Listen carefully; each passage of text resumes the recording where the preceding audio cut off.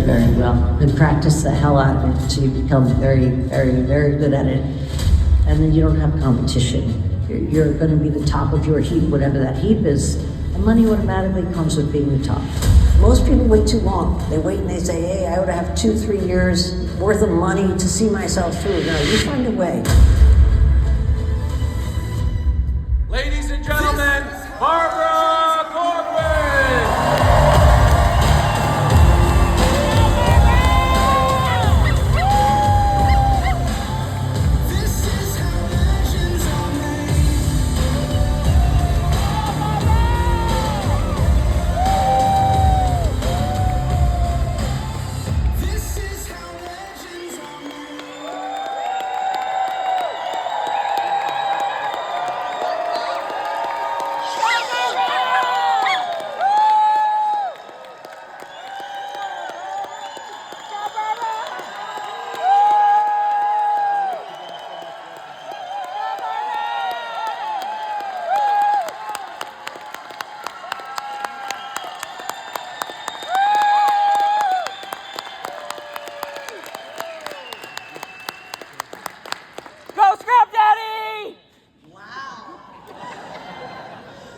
See a single face here, but I can tell I love you, Barbara!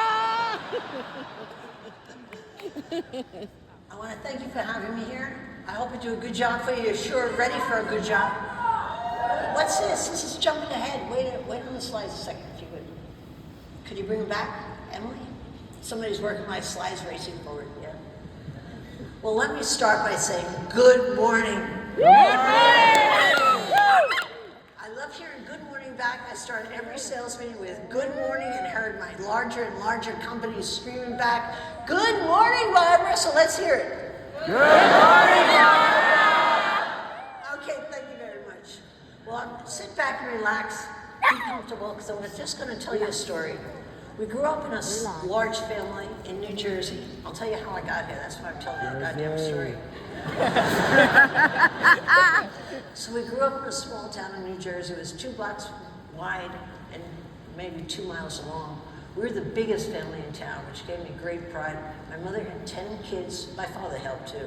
10 kids in one bath. And my mother painted the girls' room pink and put the 6 girls in the girls' room, painted the boys' room blue, put them in the boys' room. And she and my dad produced all those 10 kids from the living room couch. So for romance, right? But she believed in the Pope because we were devout Catholics as a family, and she thought she should follow the Pope's lead, and he said, have a baby every year and a half, and that's exactly what she did. My mother was a wonderful motivator more than anything else. She was also a great drill sergeant. She was also a great housekeeper, great at so many things. But most importantly, I look back, I realize now the biggest lesson I learned from her as my first mentor was she was a motivator. She would decide on the birth of each child. Day one, when she took them home from Holy Name Hospital, introduced our sibling, she would say, meet your brother T. He's going to be a magnificent dancer. And I remember thinking to myself, my God, that's pretty cool having a dancer in the family. And her prediction was based on simple, he was kicking like hell and he had fat legs.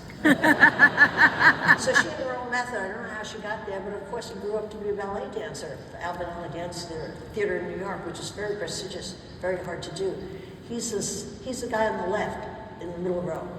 But she would predict everyone in our entire family what our gift was, and she would announce it right away. I don't know how she did it, but she was amazingly accurate. For me, she said, I was full of bullshit. She was absolutely right, and she said I had a magnificent imagination. And when I came home crying from school because the nun from hell, Sister Stella Marie, told me I was always going to be stupid because I couldn't read or write, I was crying to my mother and saying how unfair that was. She brushed me off and said, you have that wonderful imagination, and with it you'll fill in all the blanks. Well, I learned to fill in all the blanks. Thank God I became a real estate broker. My dad was my mother's 11th child. That's him on the left.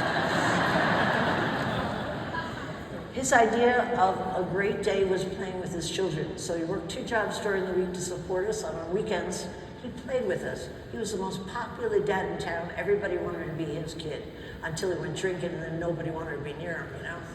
But anyway, my dad would think a great idea of fun and anything that other people wouldn't see. Like on a snowy day, he'd put his 10 kids on a wooden ladder, shove us down the side yard, over a retaining wall into oncoming traffic. He thought that was hysterical, how we could miss the car just by inches. Oh! But what he also did is he took us all insubordination. Out of my 9 siblings, except for one, we're all in business for ourselves, simply because of my dad, who always worked for somebody and hated his boss. He was constantly fired, probably every 6 months, and he would come home from work, sit at our table, and all the kids would be early in the kitchen waiting for Dad. We knew he was in from work early. We knew something was good. And he would say, "Guess what, kids?" And we knew it by then. We'd say, "You were fired." And he'd say, "That's right, kids, I told that Mr. Stein to take his job and shove it up where the sun don't shine." He used different words than that. Like, "Yay, Dad!" He was like our own John Wayne. And then he wouldn't find a job for about 2 months while my mother contended with paying the grocer and making ends meet. I'm going to jump forward now to being semi-grown up. I was 23, competing with the blonde bombshell, as I called her, Virginia, at the Fort Lee Diner. I was one waitress at one counter, she was at the other, and she had a gimmick that would attract men from miles around. And her gimmick was she would put 2 coffee cups on each hand, 2 more on her big breast, and come right through, banging through the door with her hips. And all the men would, "Ha, Gloria, Gloria." Nobody was sitting at my counter on the other side. They were all at Gloria's counter waiting in line to sit and look at her. You know? So I went home to my mother. I said, "I don't think this dining job's for me, Mom.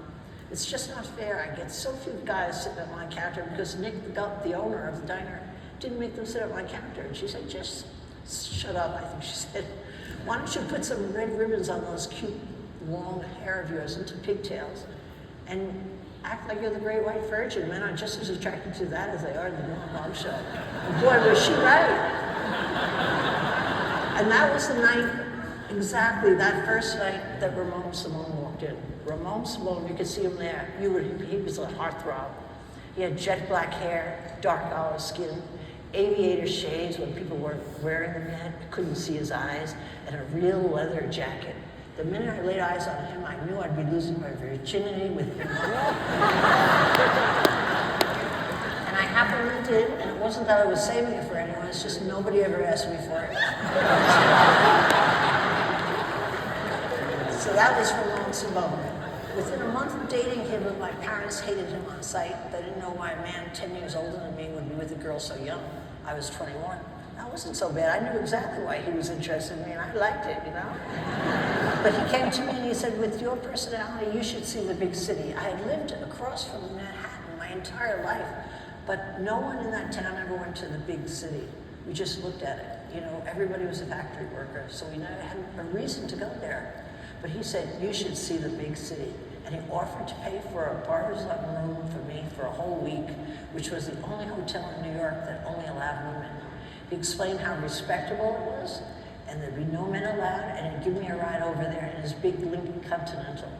Well, that was fine with me until I told my mother, and she said I was becoming a prostitute, which was a little overkill, I would say.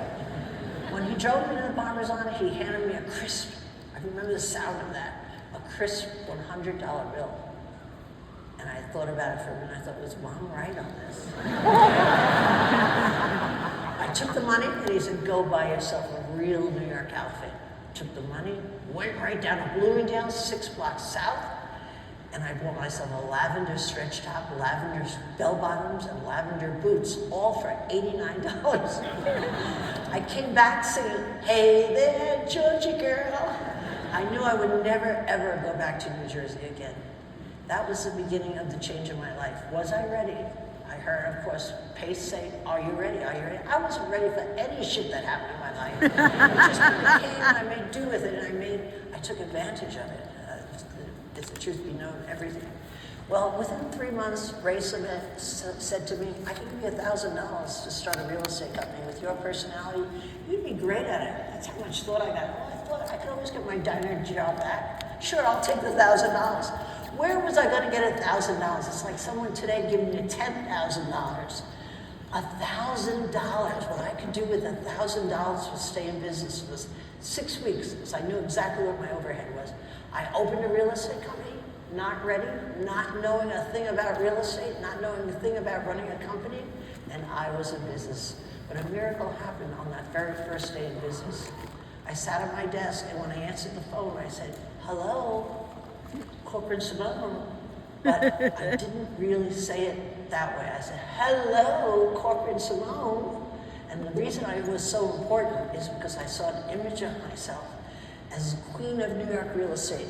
I saw it as real as I could touch your shoulder. I saw what I'd be wearing, what I'd be doing, how thousands of people would be coming up to me, kissing my ring. That I got from the Pope, because my mother made us watch the Pope on TV and everybody kissed his ring. I had a big ring that he kissed, right? I was it. I was going to be the queen of New York real estate, and I had no doubt in my mind, and that became my business plan. I never had a business plan. I wouldn't know how to write one. Couldn't write anyway.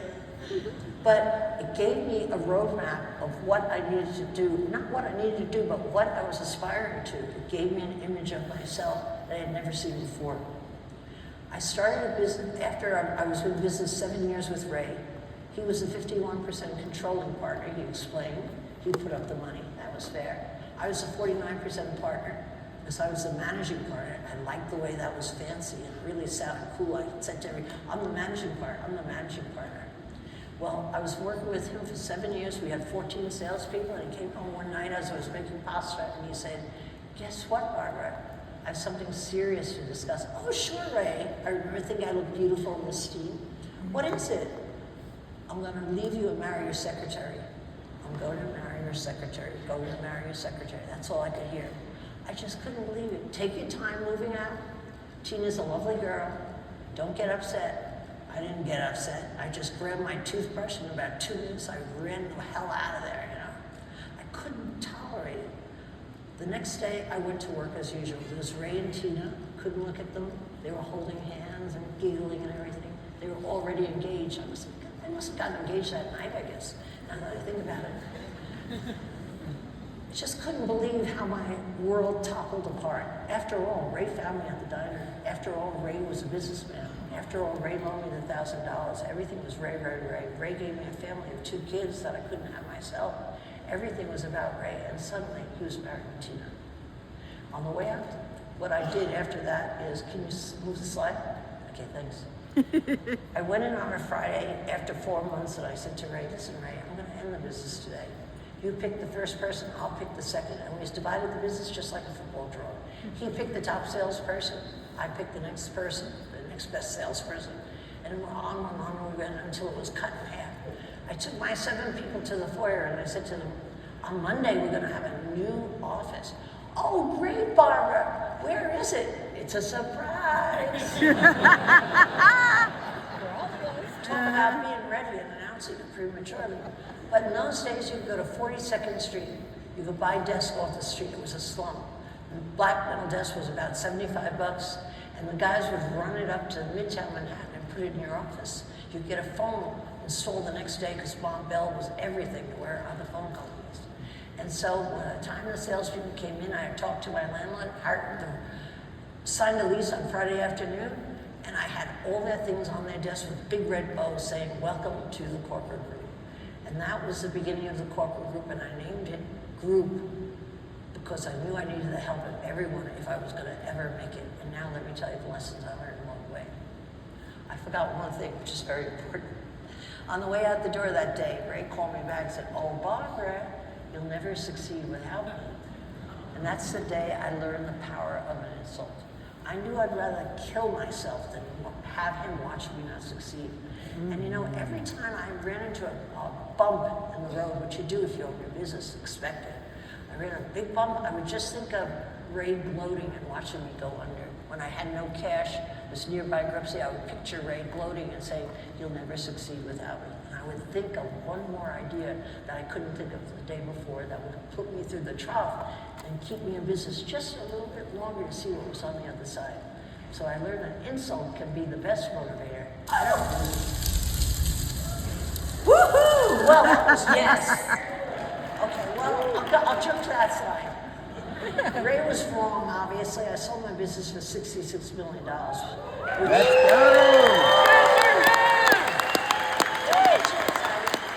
Don't get too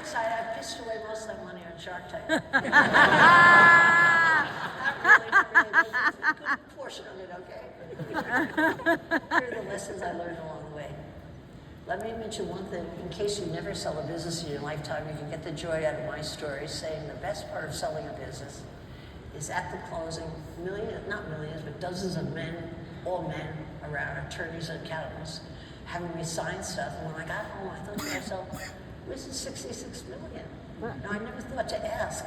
Well, on the following Monday morning, I went into Citibank, that's those little bank units, and I put in my card, and out came my receipt and said, 66 million in my checking account. Every time I go to the bank, which I'm up to $500 a week to get my cash, I hear that chit, and relive the closing of my business. So exciting. All right, well anyway, here are the lessons I learned along the way.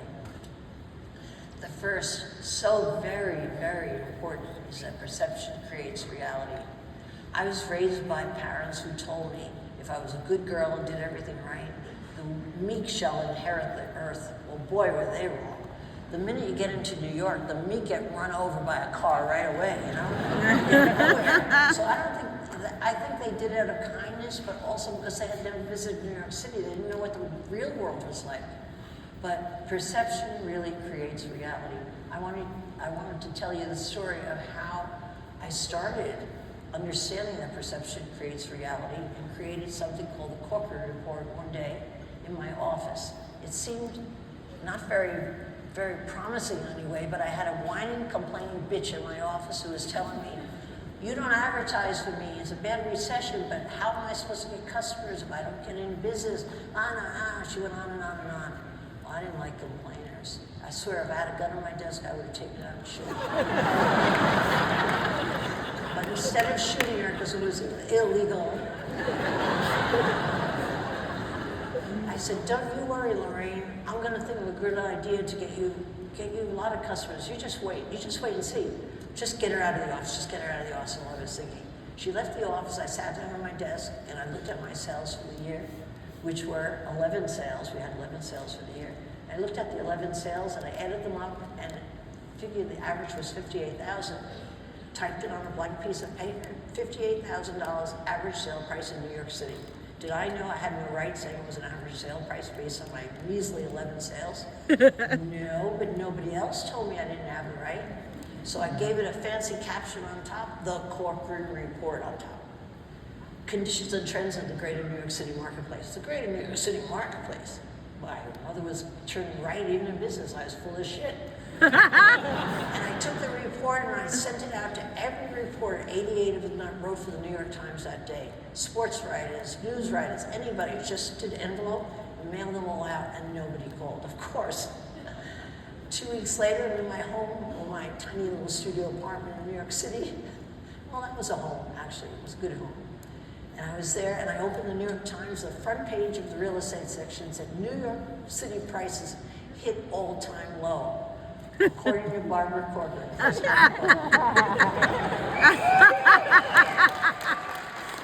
awesome. Think about that. Think about the freedom of that. No one visited me. No one called me. No one confirmed the facts. And it's not a two-bit magazine. It's the New York Times, for God's sakes. Nobody confirmed anything when I became the expert that day. I recognized the writing right away. There was a difference in the feeling of the office.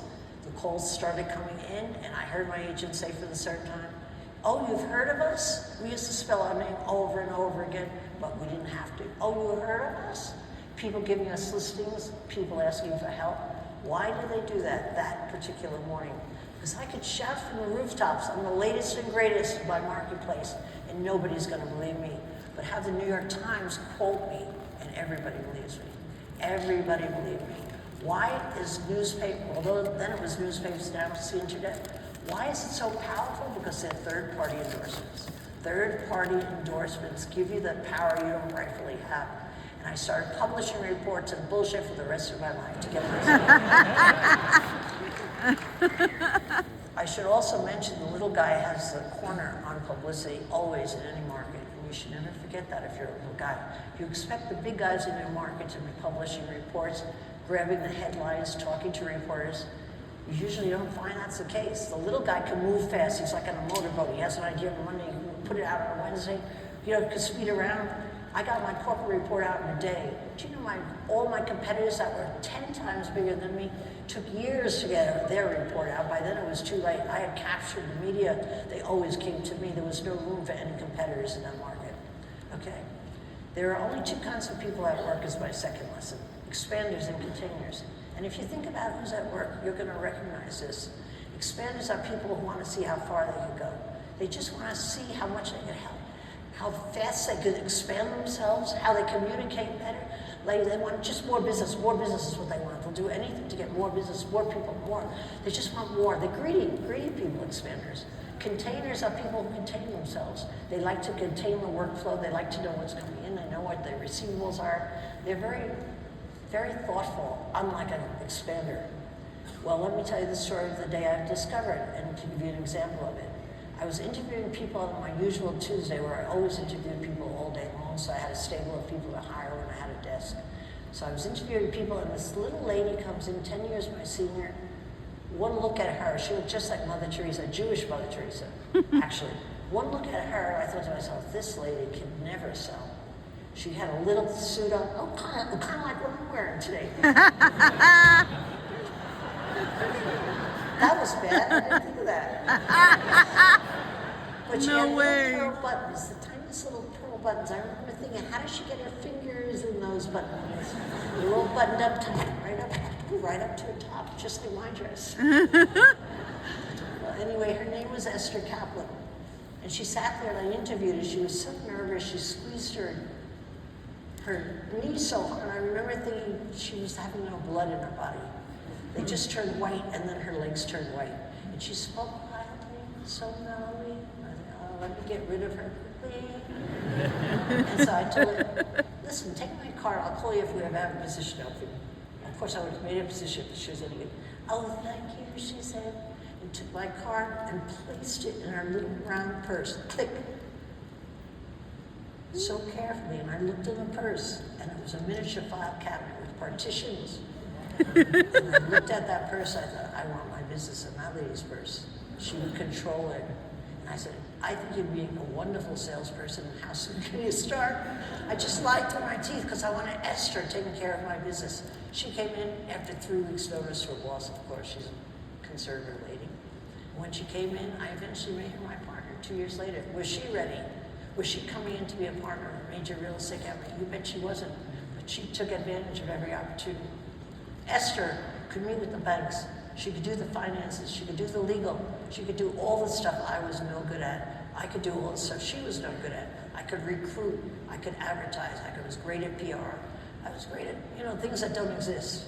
She was good at things that exist. If I had an advertising company that came in with 3 boards, sorry, I'm just getting over my cold. They came in with 3 boards to present 3 different ad campaigns. I was spending $800,000 that year on a big ad campaign. Years later, I would take the boards and run them into Esther and ask her, what do you like best? And she would look at those boards. I could knit a sweater in the time I waited for her response. She would just look and look and look. She said, any of them but that one on the left. That was the one I ran with because she was so bad at advertising. I knew it was a hit. So I would just go out and use that advertising and it would be enormously successful. I knew it was the right one anyway. The third blessing is look for great people everywhere. I am amazed at how people will look at their own industry to find help. I've never looked at my own industry. And when I get somebody in my office, I never look at their resume. All I do then is sit there and confirm the facts of their resume. What have I really learned about them? What I did is I looked for people everywhere I went. If I was talking to you, you were being interviewed. You really would. And I'd say, have you ever thought about real estate?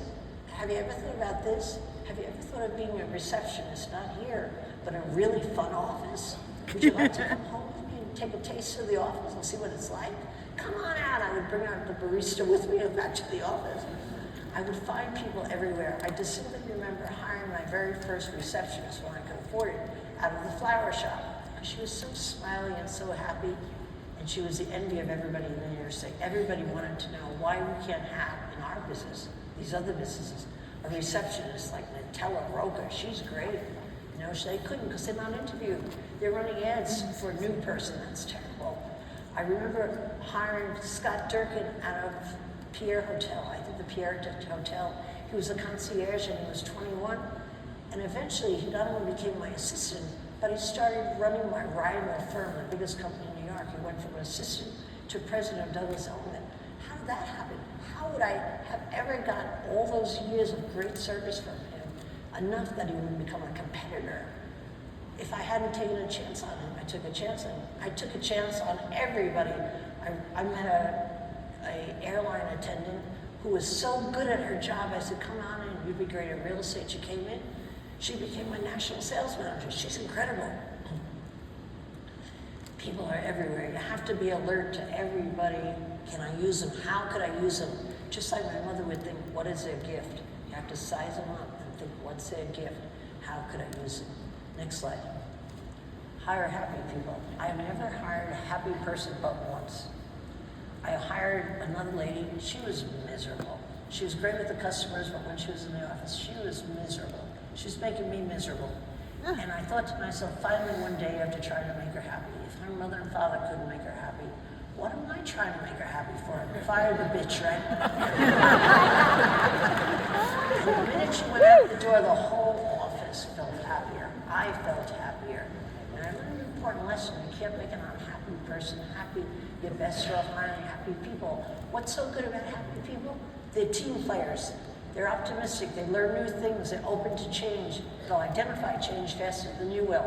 They'll join hands with everybody else and get you through. You really want happy people, and that is the main requisite.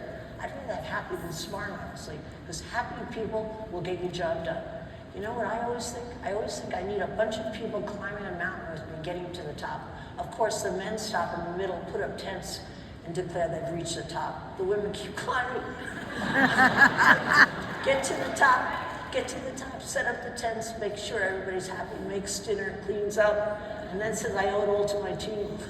How does that happen? Okay, but always hire happy people to follow you. I rose in my industry because people beneath me were raising me, and I was just on top. I was capable and confident, not because I was confident in myself, but I was confident who was under me, pushing me up. All right, so that's enough on that. Number 5, fun is good for business. Woo! It certainly is. I mean, it's so good to hear that somebody agrees with that. In corporate America, no one really agrees. They think their idea of fun is having a Christmas party. It's never fun. I discovered fun one day when I had a little bit of money to take my people out, and I rented an old open-air bus. And I announced to everybody after they came down and sat in the bus, and I had told them to wear their best suit, their best jewelry, and they were excited, all coming down. Not many people, as you can see, just a handful of people. And they came down so excited, they said, where are we going? I said, it's a surprise. And we rattled uptown all the way to Harlem, where it was the scariest place on earth. It's much better today. They were groping their jewelry, hugging each other. They were so scared. What fun to see their reaction. They were fancy ladies. So we went in and out of the streets of Harlem, said hi to everybody on the stoop, and they couldn't believe it. They were so anxious to get home 2 hours later. But on Monday morning, I watched a miracle happen in my office. I had Sharon Bound, who was my top salesperson, along with Carrie Chiang. Picture Sharon Bound, the first woman to graduate from Harvard Business School. Pretty impressive lady, powerful, a real wasp, real intimidating lady. And then her rival was Carrie Chiang, who was Chinese and was selling up New York like crazy. They were actually talking at the water fountain, and they never talked to each other. They hated each other. They were both rival salespeople. And they were talking and laughing about the Harlem bus ride. What were you thinking? I don't know, what were you doing? They were suddenly friends. How did that happen? It happened because they played. They played together, and they went out of their comfort zone, and they were on the same bus together. And then I looked at them and I realized, I'm going to make a cohesive team. I'm going to make play a priority in my company. The nun was funny. Picture maybe 800 nuns at the Waldorf Astoria. Naked guys, I always had naked guys. Pajama parties, February sweetheart parties. That one where I'm in the red. I tore my ass and somebody put a $100 bill in my crack. While I was dancing, you know. You have to have fun at work. It's the most underutilized thing that businesses don't do. If you have fun, you not only have fun, but you wind up with a creative company. Anything that was creative came out of the Corcoran Group. Always. Nobody could beat us at anything new. Because we got them after everybody was drunk. I took a yellow pad, I wrote down all their ideas. At a sales meeting, I didn't get the same ideas. At a management meeting, I didn't get the same ideas. But bring your people out to have fun, and you come back loaded with ideas because people are really stretched out, and they're their best self, and they love each other. And that's what I want at the corporate. In an industry that's known for high turnover of salespeople to the tune of 40% a year is the industry average, we never had a turnover at the corporate group unless I fired them on Friday. Then they were out. Doomsday never comes is the next slide. And what I mean by doomsday never comes, I think people have a predilection to thinking the worst of things. When there's a bad market, when interest rates go high, when the bottom falls out of the market, anything going wrong with the market, I found myself, people thought the worst was happening, especially my competitors. Not me. I saw the opportunity for what it was. I never, ever could have lived through high interest rates in New York City, the bankruptcy of New York City, 9/11, if I wasn't optimistic. And by ignoring the doomsayers, I became optimistic even though I was out of money. I would just succeed. So, what I'm trying to say is, of course you want to change in bad markets, I'll address that in a minute, but you really have to anticipate it with a kind of more of a sunny look at the whole thing, because it never, ever, ever turned out as bad as people said it was going to. People overestimate doomsday. It doesn't happen. Next slide. In bad times, I found I had to keep my people close. The single best thing you could do in bad times is to collect your people together. Keep them close to you, know what the problems are, know what you have to deal with, knowing how the customer climate is changing. You've got to listen, listen, listen. Keep them right close to you. I remember keeping my people close to me on the heels of 9/11. It happened on a Tuesday. Thursday morning, we rented out the Pierre Hotel, and I had 1,000 people in the grand ballroom, thinking that the sky was falling. The whole city felt the sky was falling. You couldn't show apartments. They knew they were going to lose their livelihood. Everyone was under duress. Everybody was concerned. Everybody was counting the commissions they were losing. And I announced to my company in the sales meeting, one thing I want you to know. Everybody's seeing New York City on your television screen, and everybody's falling in love with it. When this is over, when we get out of the heat, everybody's going to come to New York and want to buy it. And your sales are going to double. Was I bullshitting? Of course I was. Was it what they wanted to hear? Of course it was. Was it true? Of course not. Did it become true? It definitely did. We doubled our sales within 1 year in 6 months' time. How did we do that? Because everybody had fallen in love with New York. I collected my people together. Well, that I want to announce to you. And now let's just hold hands and sing God Bless America. And everybody who was so frightened stood there in the giant ballroom, holding hands, crying and singing God Bless America. What do you think that did to my people? You think they were with the right company and felt more that they'd see it through? Yes. You betcha. And they were great seeing it through. Nobody left New York. Everybody believed in the market. Everybody was waiting for the good times to come, which happened about 4 months later, as I recall. Boom, the market exploded. And we were having a heyday. Bad times, keep your people close. Keep them close. You're the best thing. Keep your people close. Next one. Oh, bad times are the best times to move. Oh, this is the next one. I'm sorry, I'm a little mixed up. I got to redo my slides a little better. I think I just redid them. Bad times are the best times to move ahead. Under that slide, I want to say, I think it's great to think of yourself as a jack in the box, and that's why I have the picture there. I couldn't remember why I had it there. Because when in a jack in the box, you slam it on the head and you close it, and then you turn the music again and it pops right back up. And that's exactly what all my great salespeople were. When I looked at how the people succeeded and made $80,000 a month, $80,000 a year versus $800,000 a year, the only difference between my top people and everybody else is how long they took to feel sorry for themselves. The great people would lose many more deals and feel sorry for themselves. Oh my God, I never expected that. And get right back up and go right back out. My poor people that weren't making any more than the average income were always at their desk feeling sorry for themselves, getting over their last injury. And it was in that time that their competitor ran away with the deal. You have to get good at getting back up. If there's one quality that I look for in my salespeople, look for all my entrepreneurs, looking for everything and everybody I see, it's the ability to get back up. When you see me on Shark Tank, you see about 8 minutes of me questioning along with the other sharks, the applicant. But the truth is we have 2 hours to question them. And in the 2 hours, I'm focused on one thing. What kind of a person do I have in front of me? Are they capable of getting back up? Because within 6 months of Shark Tank, definitely the shit will hit the fan. And I want to know how that person's going to handle it. And you know what I find? I invite all my people in for 6 months after they're on Shark Tank. And the sky's gray, you know, they're doing well and everything, and then the shit hits the fan. And I sat and I watched them, what's the problem? They blame it on somebody else.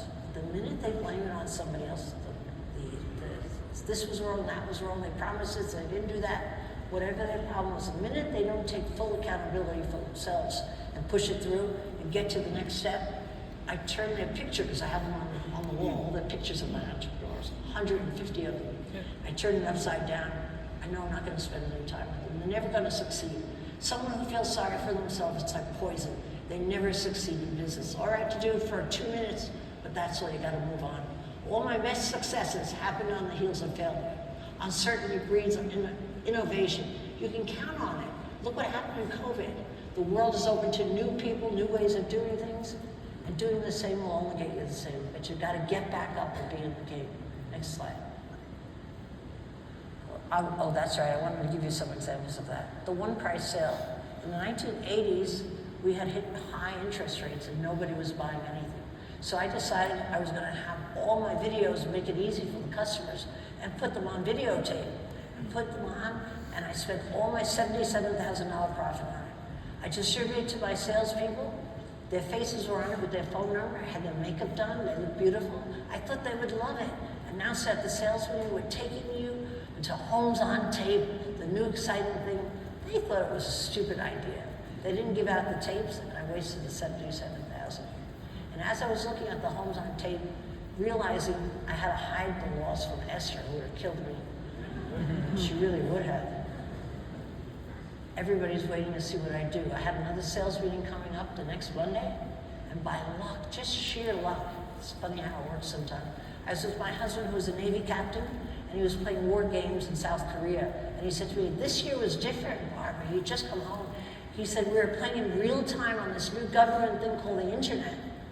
I was on the internet the first month it was born for the US Navy. It was crazy, just a coincidence, just luck. So I listened to how the internet worked. It was in real time, and they were bombing out the ships, and they could see what it was all fake, but they could see what they were doing. And I immediately went and I registered my corporate group URL that day, as well as every competitor in my market. I took their URLs.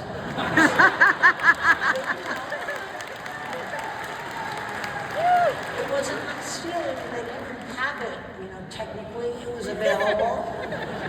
So I took all the URLs that day and I put everything, all the Homes on Tape there, ready-made, you know. Just put them on the internet, boom, boom, I had 2 sales out of London within the week. Do you know what an advantage it was me having a little broker with, at the time, maybe 40 people, where the biggest companies had 200, 300, 400, 800 people? I was a little tiny fish, and I was the only one who knew about the internet for 2.5 years. As my competitors came and called me one by one, asking for their URL back. I started in that market without this idea. I think I was number 14 in ranking. I ended up 2.5 years later, number 2. How did that happen? I discovered the internet. The thing that was about to change the real estate business more than anything else. And I was alone. I tried the chat rooms, I tried different photos, I tried this, I tried that. Most of it was terrible, but I tried it all. I had the freedom to try because nobody was watching. Great. All right, the next thing I did, I had a one-price sale. To give you some examples anyway. On the one-price sale, I thought of the idea because we weren't selling anything. We were near depression. I was actually preparing my speech to give to my salespeople on goodbye. I'm sorry, it didn't work out. I hated to go down, but I knew I had tried everything. It was like, I don't know what it was, maybe the late 80s, maybe early 90s, when interest rates were 18%, nobody was buying. Trust me, no one was buying. And I didn't know how to see my way out of it. And then a developer called me, and I had a meeting with him, and he said, I have 88 apartments I need sold, and I can't have a public auction. It would be embarrassing for the insurance company, who's my partner, which was Equitable Insurance. And he said, could you go look at the apartments and tell me how I could sell them? I went to look at the apartments scattered throughout Manhattan. They were the dregs of the industry. You couldn't even sell a good apartment, never mind a bad apartment. They had no kitchens, no low floors, they had no views, they were filthy, the buildings were mediocre, and I went back to the developer and I said, there's no way to sell them without an auction. You'll never get your money out. So he said, oh no, you're a smart girl, you'll figure it out. You'd have a component, or the power of a component, right? I went home that night, son of a bitch, I keep meaning to clean up my language, son of a gun. I'm in bed, and it pops into my head when I was in need. My mother taking us to a puppy sale in Toms River, New Jersey. Now you say, what does that have to do with everything? Well, the farmer next door was selling 8 Jack Russell puppies. And my mother sat us down on the gravel and she said, watch this lady, the farmer lady, she's smarter than you think. And all the cars were piled up in her driveway, fancy cars from New York City, wanting her Jack Russell puppies. She invited like 25 people to see her 8 puppies. Well, the first 8 people grabbed the puppies, paid her, and left. And everybody else in the line was really angry. And my mother she was smart enough to invite 25 people. And that's what made the sale. So I went back to the developer. I said, I have a plan. I'm going to price all your apartments alike. You're in it now anyway. You're going to give the financing so they don't have to worry. Move it out of the way. I'm going to have them sign the contracts, sight unseen, with no attorney review. Nobody knew yet, but I checked it out. You could do that in New York. And I said, I'm going to have a one-day sale where anyone who comes grabs the best apartment. He thought I was crazy. He said, try it. I spread the word around my office. Bring only your best customer. Your very best is not enough to go around. Only 88 apartments. Come on, what's the list? Where is it? I'll give it out the morning of the sale. When you handed out that list, those people almost tore each other apart for the list. I had 150 people in line for the 88 puppies. I just knew, well, they weren't puppies, they were apartments. Some were 2 bedrooms, some were 1 bedroom, some were low floor, some were middle floors, some didn't have a kitchen, some did have a kitchen. I didn't care, they were all priced alike. And those people hit those apartments, they were gobbled up within an hour. In the midst of the greatest recession in New York City, I made $1.5 million simply because I thought of a new idea. Wow.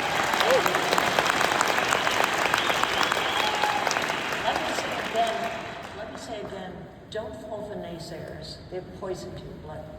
The best time to move ahead are the worst times to move ahead. The worst times are the best times to move ahead. Don't ever let it pass. You'd be out of your mind, because I never advanced my company, ever, in good times, because I was outspent by my competitors. They were ferocious in their growth, and I couldn't keep up. I couldn't even, never mind keep up.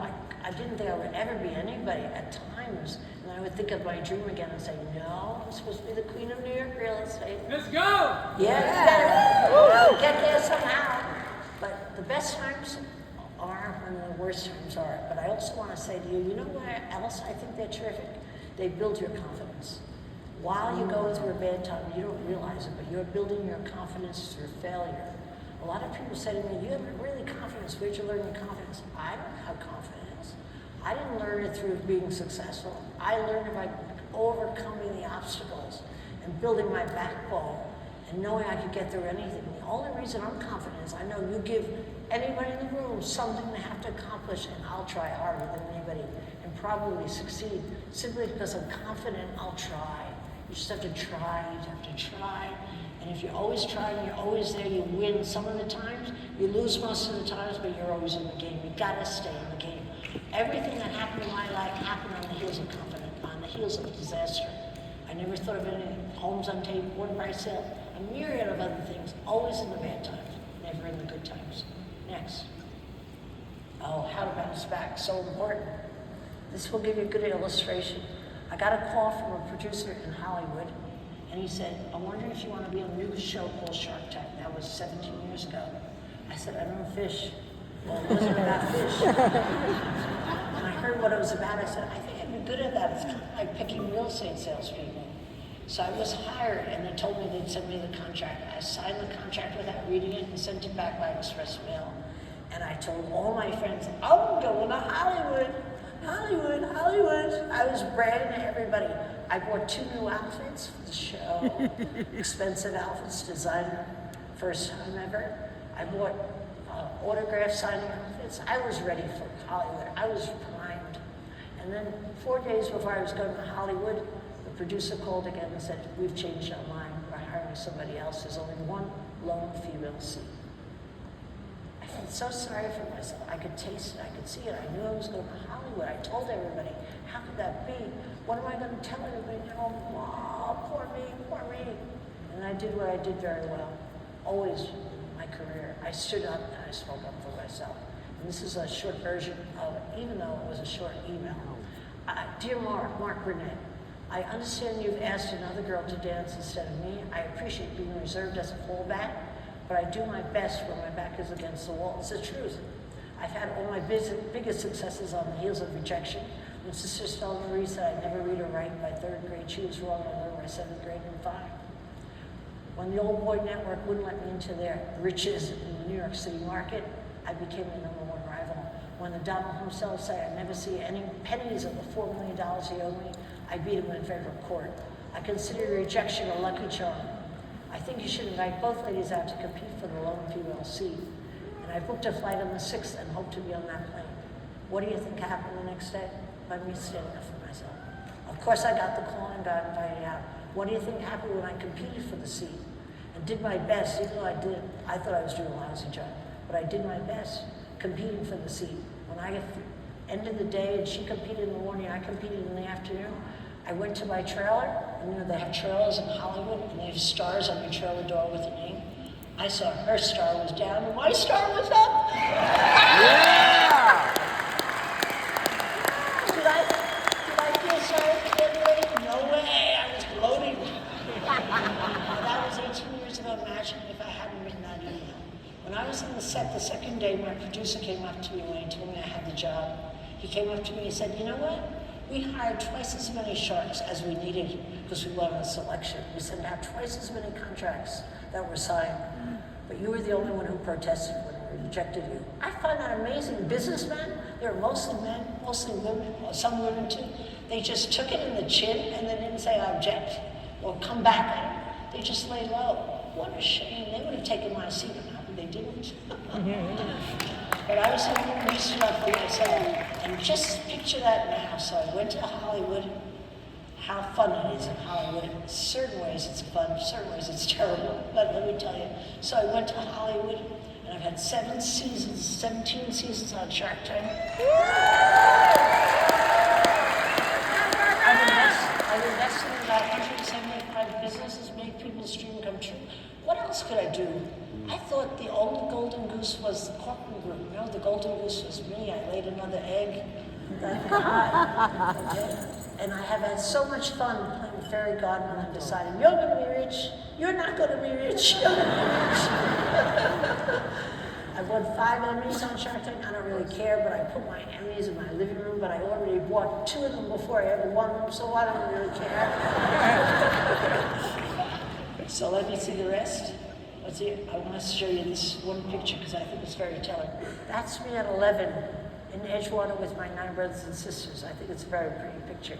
Aww. And that on the right side is me at 77. Looking really good, right?